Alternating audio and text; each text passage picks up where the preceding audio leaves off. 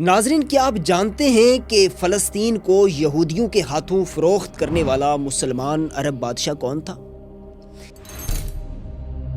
اسرائیل کے قیام میں حصہ لینے والے اس مسلمان غدار عرب بادشاہ کا چہرہ آج بے نقاب کیا جا رہا ہے۔ ایسا غدار جسے نہ صرف فلسطین بلکہ پوری امت مسلمہ کے خلاف جرم کا مرتکب ٹھہرایا جاتا ہے۔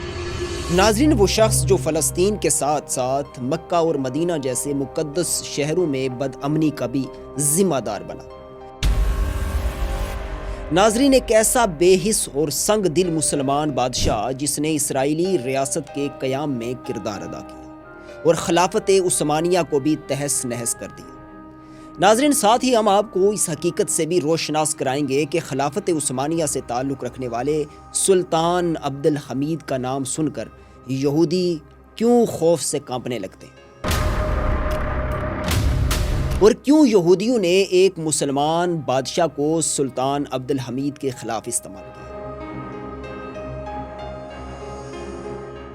ناظرین، اسرائیل کے وجود میں آنے سے پہلے یہودیوں کا اپنا کوئی ملک یا ریاست نہیں تھی۔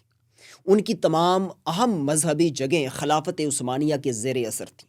یہ 19ویں صدی کی بات ہے جب یہودی مختلف علاقوں میں تو آباد تو تھے مگر ان کا کوئی مرکزی وطن نہیں تھا۔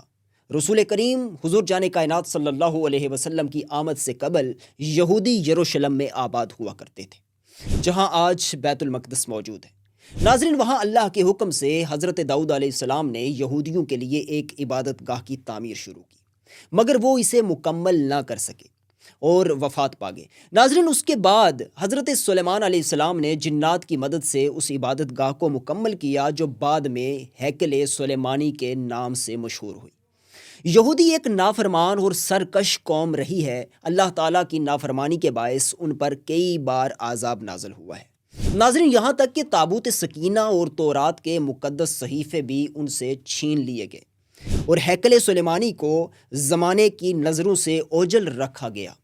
ناظرین، یروشلم پر 2 بار شدید حملے ہوئے اور یہودیوں کو شہر سے نکال دیا گیا اور وہ دنیا کے مختلف حصوں میں منتشر ہو گئے۔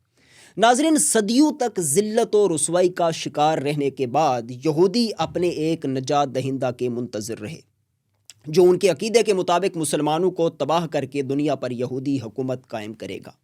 جب یہ خواب پورا نہ ہوا، دنیا کے چالاک یہودیوں نے مل کر ایک تنظیم بنائی جسے صہیونی تحریک کہا گیا، اور اس تنظیم کا مقصد مسلمانوں کے خلاف سازش کرنا اور فلسطین میں ایک الگ یہودی ریاست کا قیام تھا۔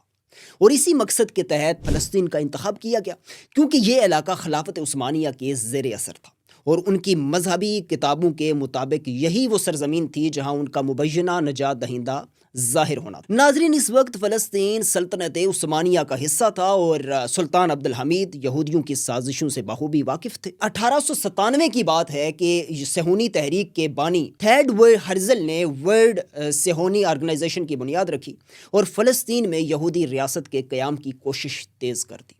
انہوں نے سب سے پہلے برطانیہ سے رجوع کیا اور برطانوی حکومت نے یوگنڈا اور قبرص کی پیشکش کی، مگر یہودیوں نے انکار کر دیا کیونکہ ان کا جو ہدف تھا وہ صرف فلسطین تھا۔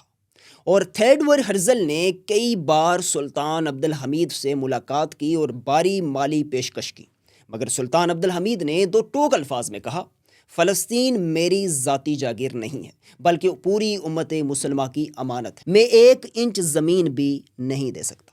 ناظرین، جب صہیونی تحریک کو یقین ہو گیا کہ سلطان عبد الحمید کی موجودگی میں فلسطین پر قبضہ ناممکن ہے تو انہوں نے فری میسن تنظیم، نوجوان ترک تحریک اور شریف مکہ حسین بن علی کے ساتھ اتحاد کر لیا۔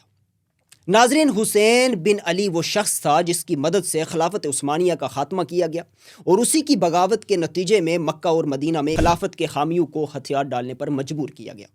ناظرین، یہ دراصل یہودی سازش کا حصہ تھا جس کے نتیجے میں 1948 عیسوی میں اسرائیل کو زبردستی ایک ریاست تسلیم کروا لیا گیا۔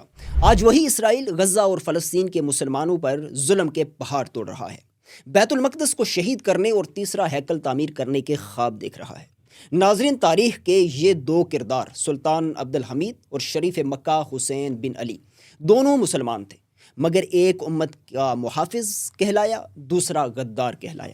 آخر میں دعا ہے اللہ پاک سلطان عبد الحمید کی قبر پر کروڑوں رحمتیں نازل فرمائے، امت مسلمہ کو ایک بار پھر ایسا بہادر اور باوقار لیڈر عطا فرمائے۔